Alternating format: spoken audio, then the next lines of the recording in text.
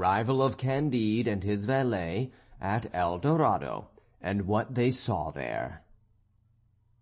"You see," said Cacambo to Candide, as soon as they had reached the frontiers of the Oreillons, "that this hemisphere is not better than the others. Take my word for it. Let us go back to Europe by the shortest way." "How go back?" said Candide. "And where shall we go? To my own country? The Bulgarians and the Abares are slaying all. To Portugal? There I shall be burnt, and if we abide here we are every moment in danger of being spitted. But how can I resolve to quit a part of the world where my dear Cunegonde resides?" "Let us turn towards Cayenne," said Cacambo. "There we shall find Frenchmen who wander all over the world. They may assist us. God will perhaps have pity on us." It was not easy to get to Cayenne. They knew vaguely in which direction to go, but rivers, precipices, robbers, savages obstructed them all the way. Their horses died of fatigue, their provisions were consumed. They fed a whole month upon wild fruits, and found themselves at last near a little river bordered with cocoa trees, which sustained their lives and their hopes. Cacambo, who was as good a counsellor as the old woman, said to Candide, "We are able to hold out no longer. We have walked enough. I see an empty canoe near the riverside. Let us fill it with coconuts, throw ourselves into it, and go with the current. A river always leads to some inhabited spot. If we do not find pleasant things, we shall at least find new things." "With all my heart," said Candide. "Let us recommend ourselves to Providence." They rode a few leagues between banks, and in some places flowery, in others barren, in some parts smooth, in others rugged. The stream ever widened, and at length lost itself under an arch of frightful rocks which reached to the sky. The two travellers had the courage to commit themselves to the current. The river, suddenly contracting at this place, whirled them along with a dreadful noise and rapidity. At the end of 24 hours they saw daylight again, but their canoe was dashed to pieces against the rocks. For a league they had to creep from rock to rock, until at length they discovered an extensive plain bounded by inaccessible mountains. The country was cultivated as much for pleasure as for necessity. On all sides the useful was also the beautiful. The roads were covered, or rather adorned, with carriages of a glittering form and substance, in which were men and women of surprising beauty, drawn by large red sheep, which surpassed in fleetness the finest coursers of Andalusia, Tetuan, and Mequinez. "Here, however, is a country," said Candide, "which is better than Westphalia." He stepped out with Cacambo toward the first village which he saw. Some children dressed in tattered brocades played at quoits on the outskirts. Our travellers from the other world amused themselves by looking on.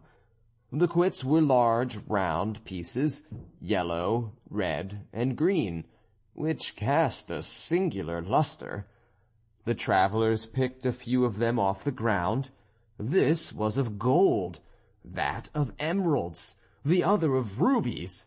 The least of them would have been the greatest ornament on the Mogul's throne. "Without doubt," said Cacambo, "these children must be the king's sons that are playing at quoits." The village schoolmaster appeared at this moment and called them to school. "There," said Candide, "is the preceptor of the royal family." The little truants immediately quitted their game. leaving the quits on the ground with all their other playthings. Candide gathered them up, ran to the master, and presented them to him in a most humble manner, giving him to understand by signs that their royal highnesses had forgotten their gold and jewels. The schoolmaster, smiling, flung them upon the ground.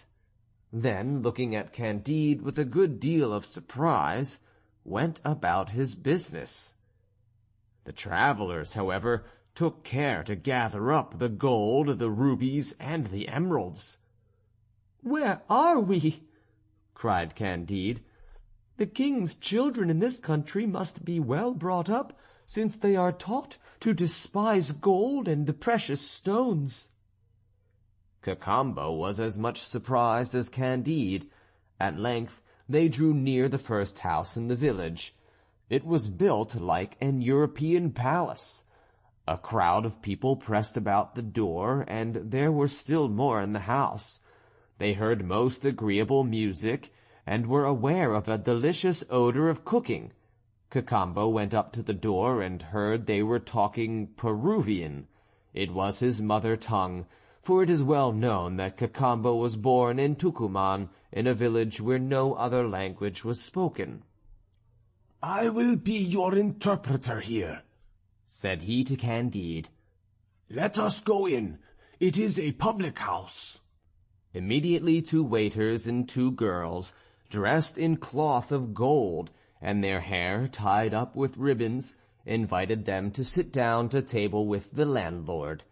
They served 4 dishes of soup, each garnished with 2 young parrots, a boiled condor which weighed 200 pounds, 2 roasted monkeys of excellent flavour, 300 humming-birds in one dish, and 600 fly-birds in another, exquisite ragouts, delicious pastries, the whole served up in dishes of a kind of rock crystal. The waiters and girls poured out several liqueurs drawn from the sugar-cane. Most of the company were chapmen and waggoners, all extremely polite. They asked Cacambo a few questions with the greatest circumspection, and answered his in the most obliging manner. As soon as dinner was over, Cacambo believed, as well as Candide, that they might well pay their reckoning by laying down 2 of those large gold pieces which they had picked up. The landlord and landlady shouted with laughter and held their sides. When the fit was over, "Gentlemen," said the landlord, "it is plain you are strangers, and such guests we are not accustomed to see. Pardon us, therefore, for laughing when you offered us the pebbles from our high roads in payment of your reckoning. You doubtless have not the money of the country, but it is not necessary to have any money at all to dine in this house. All hostelries established for the convenience of commerce are paid by the government. You have fared but very indifferently because this is a poor village, but everywhere else you will be received as you deserve."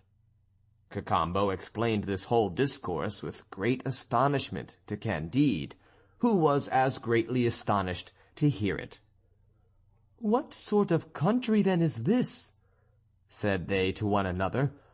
"A country unknown to all the rest of the world, and where nature is a kind so different from ours.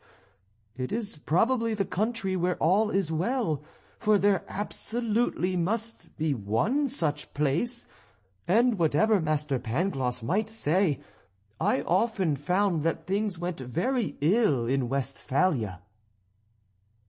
End of chapter 17. Recording by John Van Stan, Savannah, Georgia.